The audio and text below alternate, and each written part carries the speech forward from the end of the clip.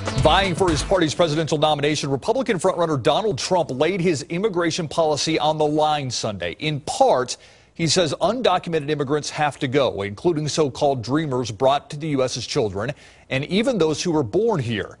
Yet a fiscal conservative who led the fight to detain people caught in the U.S. illegally tells our Jesse DeGuiado that Trump's ideas are extreme. Deport children. Billionaire Donald Trump told Meet the Press undocumented children and adults have to go. What if they have no place to go? We will work with them. They have to go.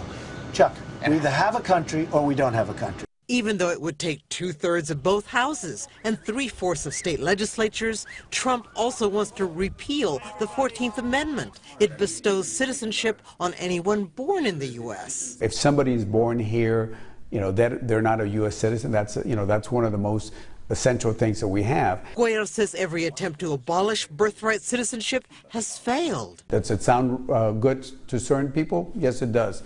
Is it practical? No. Is it the right thing to do? No, it's not. He says dreamers brought to the U.S. as children also deserve to stay.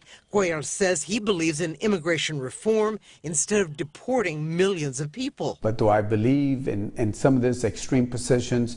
The answer is no. Except for immigrants with felony convictions. I don't want to see him here. I do not want to see him here. Still ahead of other Republican contenders, Cuellar says Trump has certainly touched a raw nerve with voters over the stalemate in Congress. I can say that he's been very good at tapping at this frustration, this anger that's out there with the American public. But will that be enough for Trump to win the party's nomination or the presidency? Cuellar says he recently asked one of Trump's supporters. But will you vote for him? He said, I don't know, I need to think about that. Jesse DeGuiado, KSAT 12 News.